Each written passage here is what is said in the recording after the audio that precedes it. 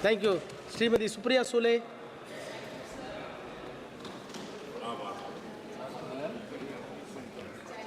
On the union budget, plus the union territories of J&K budget and the demands for grants for the union territory of J&Kashmir 24-25.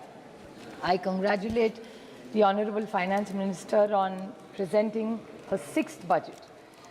And every year we have a lot of expectations from her because India is no more insulated.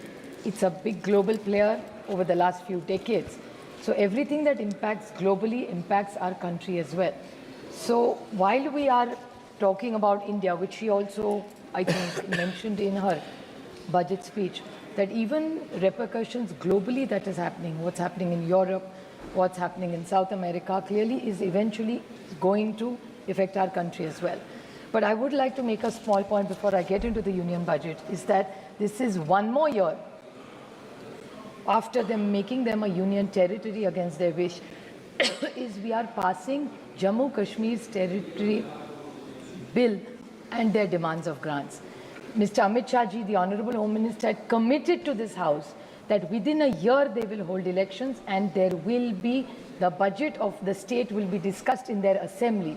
So I take this opportunity and request the Treasury benches to keep their word, and I hope next year elections are held in Jammu Kashmir and they pass their own budget in their own state. So I think this is a very important point and it must be done because if you can hold national elections, parliamentary elections are held in Jammu Kashmir, why aren't assembly elections? And anyway, you have committed to the court that by September they are supposed to hold the elections this year. So I don't know why we are doing the whole election of 24 and 25, but even if you are doing the budget, I request with full compassion and empathy for people of Jammu Kashmir, they deserve to make their own decisions for themselves. Well, the 4 engines of growth, sir, for a robust economy are investment, consumption, exports, and fiscal deficit. If you study the entire budget for the last decade of this entire government, I don't want to be a prisoner of the past and the history as the debate is going on from the Treasury bench, because actually I was disappointed with the Treasury bench today. We are used to such wonderful speeches, even if they were opponents. And I miss most of them today, because today I think they probably had very less to say in their budget, because the Treasury bench only spoke about things which have happened 50 years ago. People have apologized and moved on. It has nothing to do with our economy and the future of this country or the growth of this country. So I want to speak only about the budget today, and I'm going to limit my entire speech to that. Sir, if you look at investments itself, now how much investments have come into this country? What was the idea of the investment and reducing the corporate tax? They reduced the corporate tax under the pretext, or maybe they thought it was a wonderful decision at their level, that we reduce the corporate tax so that more investments come. But that is not reflecting in the numbers that the government has given.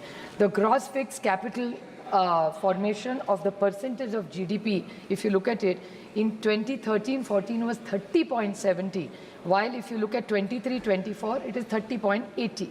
So the reduction bringing in GST, I'm not saying they have made a lot of effort. I won't say governance is continuity. I'm not taking away from the fact that this government has done nothing in 10 years. Well, GST was the Congress's bill, which they implemented. We may have differences in the way they have implemented.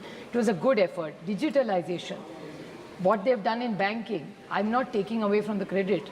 But at the same time, was it too little, too late to reduce corporate tax? Is that one reason why investments are not coming? And I think the government needs to even introspect that why investment, the environment is not as good as it should be. Consumption, sir.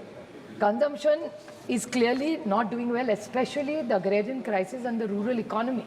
And data speaks for itself louder than you and me arguing about it. I'm not running the government down, but they need to accept that there is an agrarian crisis in this country. A new word, which I also have learned over the last few years, is shrinkflation. Sir, if you go into FMGCs, you will notice that all these big FMGCs have started a new product line, which is actually called, what is shrinkflation? Is shrinking, showing the inflation and shrinking. So if the biscuit is for 5 rupees, there were 5 biscuits in it. Now there are 4. The size of the biscuit the packaging has become less. You look at any big company, be it Levers, be it Godrej, all the big boys, they have started this new concept of shrinkflation. And this government is denying the fact that there is a price rise. There is another. Where is this shrinkflation coming from? It's a completely new concept in economics. But it's a marketing activity for all these big companies which directly impact jobs, the economy, and it's reflecting. It's a reflection, no? When FMGCs don't do well, data speaks for itself, sir. Exports. Now, everybody looked, when there was a global issue with China, everybody looked at it as China +1. So there was a great opportunity for India to become the +1. Has India truly become Atmanirbhar Bharat? Make in India. All wonderful sloganeering, but has it really converted into jobs? So if it's China +1, what number are we globally? China +1 has become Mexico. China +1 has become Vietnam. China +1 has become Indonesia. We are at number 4 globally, sir. So with China +1, we haven't done as well as we should have done. And this was the sloganeering of this government when they had a clear mandate. They had a 300 MLA. They could have done anything they wanted. So what went wrong in Make in India?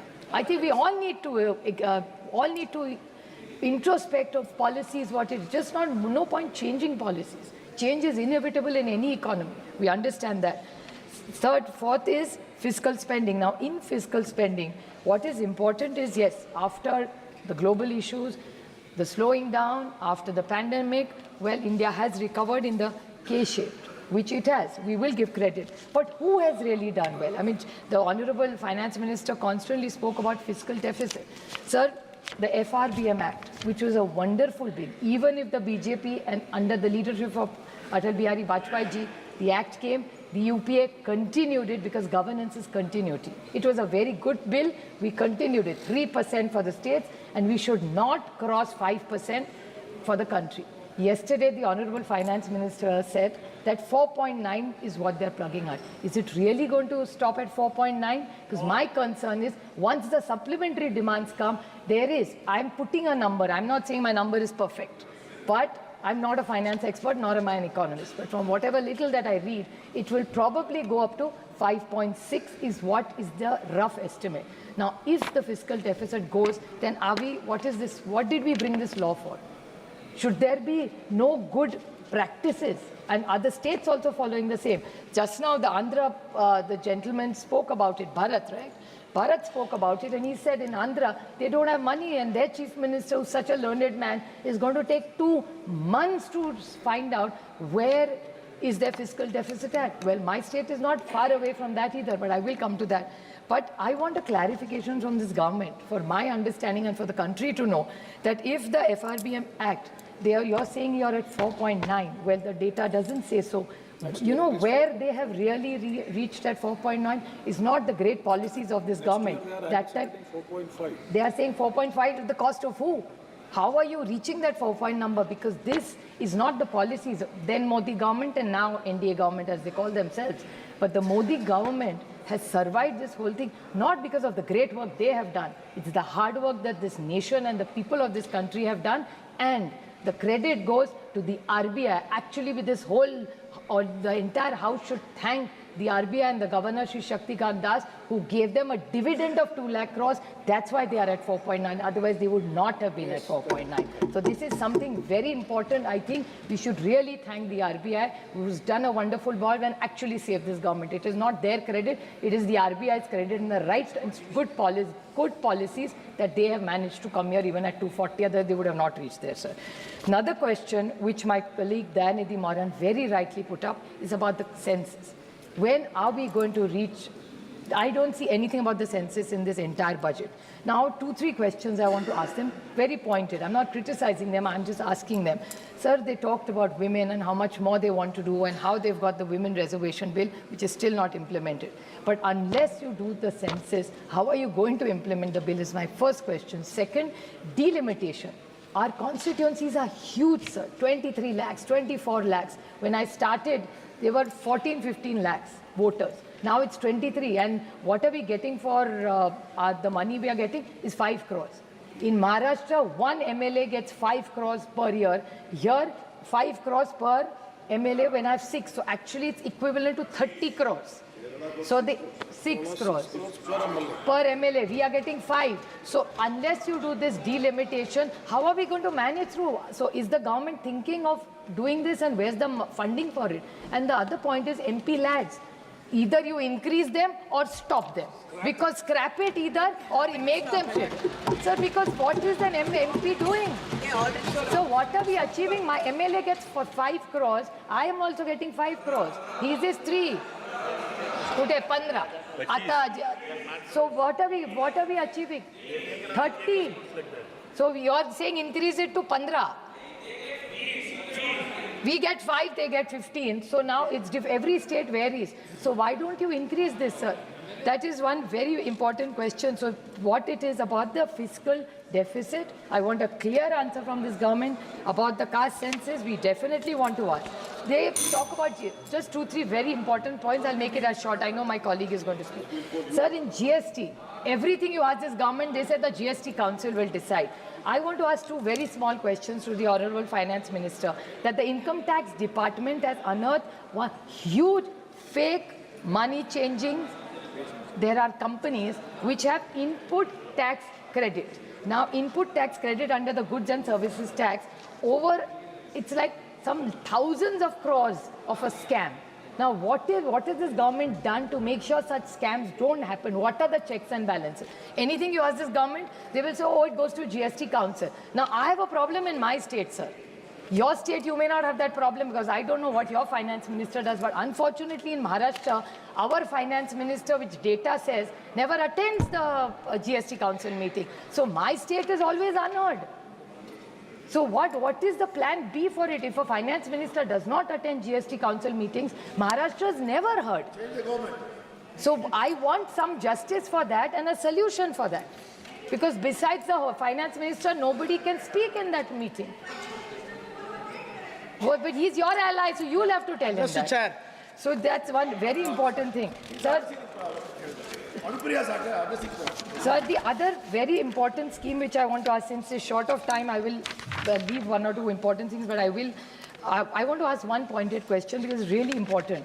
They keep talking, which even Dayanidhi Maran talked about employment. And I think the whole thrust of this government was skilling and employment. I want to ask them, they started a very good scheme. I'm not taking away from the intention of this government. Was production linked, which is a PLI scheme, production linked incentive. Now, if it's a production linked incentive this government has given, if I stand corrected here, Raghuram Rajanji had said that there was some company in Gujarat which they gave, some semiconductor company, which 2.3 crores was the incentive given, is the kind of money we have paid. The employees are paying, that's the level they were given. But no outcome, and not only that, one of the cabinet ministers has agreed that number. I don't know who, I don't want to name anybody. But he said that for the incentive that we have given that government, for that particular unit in Gujarat, it's 2.31 crores per job, per employee. Now, if this is the PLI scheme, is this what you thought of giving in this government? Is this how you're going to create jobs? And now the new one is employment link incentive. So your PLI has already failed. Now is this ELI is also going to fail? You've already failed even in fiscal deficit. Thanks to the RBI, you are safe. So where is really this economy going? Just by making all these announcements and giving all these schemes, there is nothing that you are quantifying, sir, in this economy. The numbers are not helping for what they are saying in these various schemes. They are very proud of feeding 80 crore people. I am also very happy if they are feeding 80 crore people. But how come when they keep saying this multi-dimensional poverty index that this government talks about, every time they're saying we are getting people out of poverty, how come you're still after 10 years feeding 80 crore people? I mean, it's the same number. If 10 years, sir, 80 crore logon ko, they are so proud to say they are feeding them and we are feeding them. I'm very happy if they are feeding them. Then how come nobody is going? Then this whole multi-dimensional poverty act, what is this for? They are doing nothing for EPS 95. So much they talked about pensions. EPS 95 was a commitment this government made. I mean, I hope his soul rests in peace, but Arunji is unfortunately no more with us. But Arunji had mentioned it, that EPS 95 is something we commit to. This government hasn't done it. Agrarian crisis, as I said, milk, the commerce minister is unfortunately not here. Somebody was saying, oh, that Viplav, I don't know if he's still here. Ah, he's here. He was talking about milk production, wheat production. This is data from 10 years. There is no great innovation. And what have they done with milk prices? With exports, casein, onion, they lost 2 seats in Maharashtra only because of banning this onion. Their allies are begging them to allow onion exports. Nothing they have done. Even after losing 2-3 seats and after doing miserably, they have still not done, which is fine because then it helps us in the state. So it's okay. Once we come to government, we will make sure all agrarian and the farmer is respected, not just by hands-me-down and revdis as their favorite word is, but respectfully give MSPs to our farmers. It's their hard work that we are paying for. So I request this government, because according to very small, sir, according to the percentage of the GDP in agriculture, what is this budget is the increase over last 10 decades is only by not even 1%. In agriculture, it was 3.52, now it's only become 4.2. In health, from 1.15% of the GDP, it has gone to 1.85. Education, 1.8 has only become 3%. Infrastructure, their favorite, sir. Infrastructure, even in Maharashtra, they like only big ticket projects. They only work for infrastructure, and you know obviously why. So budget of 3. Then social justice is 1.5, is also not some great thing. So, sir, I just need to ask this government that they have to clearly in the reply give us what is the plan of this government, because I'm as concerned as Andhra, because they have just come to power and they're suffering, they are saying. Same thing in Maharashtra. Every time there is no fiscal management in that state. So then why did we pass that bill?